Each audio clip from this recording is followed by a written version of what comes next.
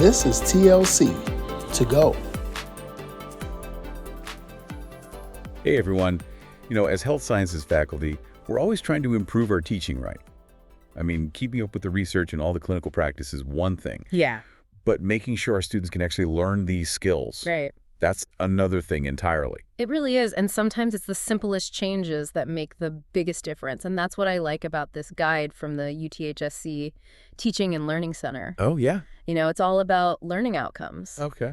But it goes deeper than just the definition. Got it. It's about how learning outcomes can make students more satisfied, more motivated, and even improve their learning overall. So we're not just talking about another checklist item then? No, not at all. Okay, I'm interested. Yeah.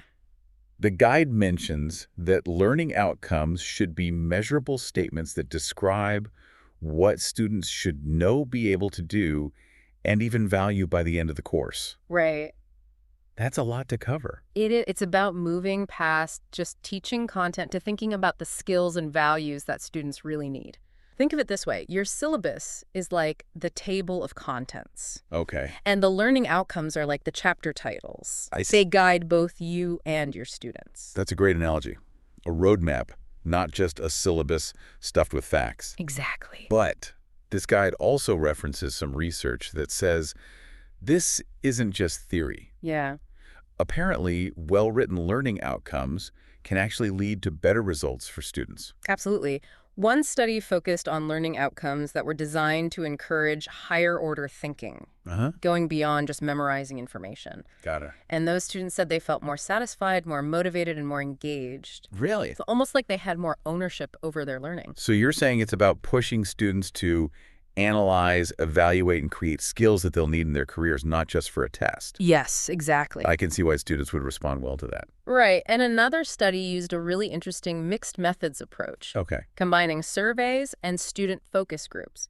What they found was that students actually see learning outcomes as valuable tools. Okay. They use them to guide their studying, prioritize information, and even reduce test anxiety.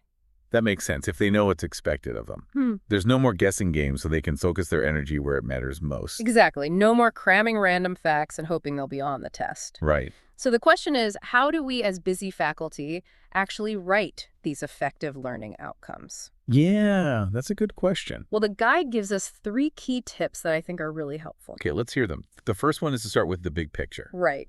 So before we get lost in the details, we need to ask ourselves, what should students actually be able to do when they finish the course?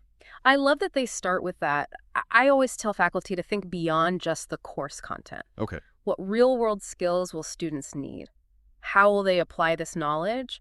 What problems will they solve in their future careers as healthcare professionals? So if I'm teaching pharmacology, it's not just about knowing drug names. Right. It's about being able to safely and effectively prescribe those medications to real patients. Exactly. You're thinking about the outcome, not just the steps to get there. I see. And that leads us perfectly to tip number 2, making those outcomes smart. Oh, SMART goals. I hear that everywhere. Yeah. But it really does make sense, especially when it comes to learning outcomes. It does. Specific, measurable, achievable, realistic, and timely. Right. Get how that applies here. It really helps us avoid vague statements like, students will understand the cardiovascular system. What does understand even mean? Yeah, it's much better to say something like, students will be able to accurately identify the major components of the cardiovascular system and describe their functions. That's perfect. Now we're talking about skills, not just vague understanding. Yes, and the third tip is all about using action verbs from Bloom's taxonomy. Bloom's taxonomy.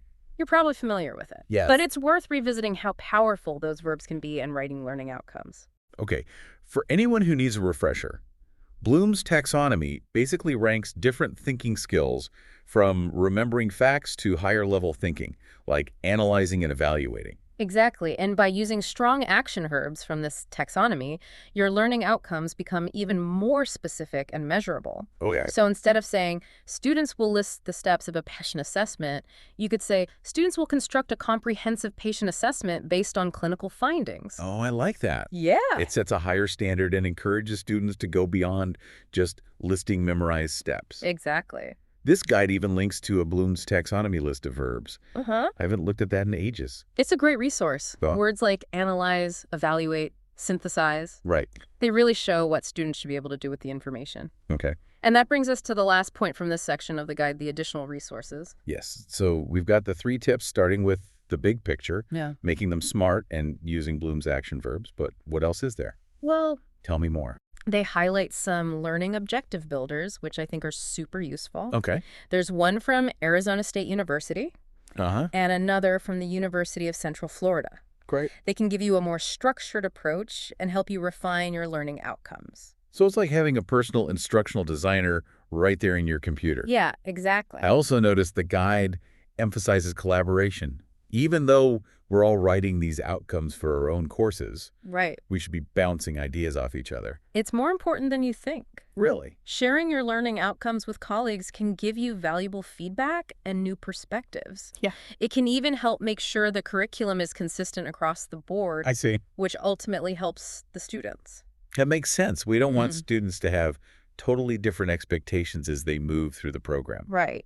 So we've talked about why the 3 tips and some bonus resources. We have. But what I really want to know is, how does this all make things better for our students? That's the million-dollar question. It is. And I think it goes back to that idea of clarity we talked about. Right. When students know what's expected of them and how they'll be assessed, it can really change how they approach learning. It's like they finally have the map instead of just wandering around with a compass and hoping for the best. Exactly. That sense of direction can lead to more motivation and engagement. Uh-huh. They're not just passively taking in information. Right. They're actively involved in the learning process. And that feeling of ownership can be empowering for them. It is. It's not about pleasing the professor or just memorizing facts anymore. Right. They're taking control and working toward clear goals. Exactly. And when students feel invested in their learning, they're more likely to do well. That's true. They'll ask more questions, participate more in discussions, and really dig into the material Right. because they understand how it all connects to the big picture. So well-written learning outcomes help us as instructors because we can plan our courses and assessments more effectively.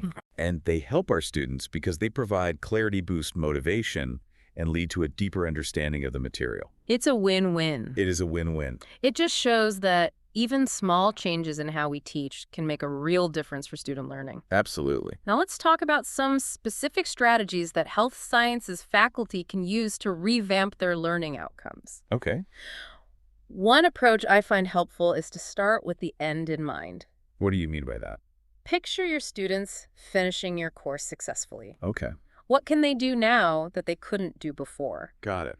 What knowledge and skills have they really mastered? I see. Starting with that vision of success can really help you shape your learning outcomes. So instead of just listing topics, we're working backwards from what we want them to be able to do. Exactly. And remember, you don't have to change all your learning outcomes at once. Right. Pick 1 or 2 courses to focus on. Okay. Experiment with different approaches. Got it. And see what works best for you and your students. Start small and build from there. Exactly. That's good advice, especially for those of us who already have a lot on our plates. Yeah. It's a process, not a race. Right. And speaking of process, I like how the UTHSC guide encourages us to get feedback on our learning outcomes It's so valuable. instead of just creating them on our own. Yeah. Input from colleagues, instructional designers, even our students can be really helpful. Absolutely. They might catch something we missed or give us a new perspective that helps us improve those learning outcomes. It reminds us that teaching is a team effort. Yes. We can learn so much from each other and from our students. Exactly. So as we wrap up this deep dive into learning outcomes, I want to leave our listeners with this question. Crafting well-written learning outcomes might seem like a small thing, Yeah, but it can have a big impact on your entire course. it can. It affects your teaching strategies, your assessments, and ultimately the learning experience for your students. I agree. It's about being more intentional and purposeful with our teaching Right. and creating an environment that really focuses on the learner. And who knows, maybe by taking the time to refine our learning outcomes, we'll not only help our students succeed, Yeah. but also rediscover our own passion for teaching. Absolutely. That's a great outcome in itself, don't you think? I think so too. It really is. And, you know, as we've been talking about these tips and strategies, I keep thinking about how easy it is to get caught up in the day-to-day stuff Yeah. and forget about the big picture. Right, right. But this deep dive has really shown us how important it is to take a step back Yes. and ask ourselves, why are we doing this? What do we really want our students to achieve? I agree. It's easy to just fall into a routine and do things the way we've always done them. Right. But when we think about our teaching and how we do things, Yeah, we can find new ways to improve things and make learning better for our students. absolutely. It's like we're re-energizing ourselves by focusing on what really matters, those moments when our students really get it. Uh-huh. When they understand a concept or learn a skill that they can use in their careers. Exactly, those aha moments. Yes, and that's what makes learning outcomes so interesting. Right. It's not about checking boxes or meeting requirements. No, It's about making learning meaningful and impactful for our students. I agree. And speaking of impact, I'm curious to hear your final thoughts on what you hope our listeners will take away from this deep dive. Okay. What's the one thing you want them to remember? I think the most important takeaway is that writing good learning outcomes is worth the effort. Okay. It might take a bit more work up front, Right. but the benefits are huge, both for you as the instructor and for your students. I see. When you set clear expectations, use action verbs that inspire deeper learning, and keep refining those outcomes, Yeah, you're creating a roadmap for success. I like that. A roadmap for success. Not just for your students, but for your whole course. That's a great way to put it. And it's a good reminder that as health sciences faculty, we have this incredible opportunity We do. to shape the next generation of healthcare professionals. Yes. By using well-written learning outcomes, we can make sure our students are not just knowledgeable, Right. but they also have the skills, values, and critical thinking they need to do well in their fields. Absolutely. And remember, you don't have to do this alone. Right. The UTHSC Teaching and Learning Center is a fantastic resource. Yes, it is. They offer workshops, consultations, and tons of information to help you. It's a great reminder that we're all in this together. We are. So to all our fellow health sciences faculty listening, Yeah. we encourage you to take another look at your learning outcomes and see how you can use the tips and strategies we've talked about today. I agree. Remember, even small changes can make a big difference for your students, That's true. and they can even rekindle your own passion for teaching. Exactly. Until next time, happy teaching, everyone.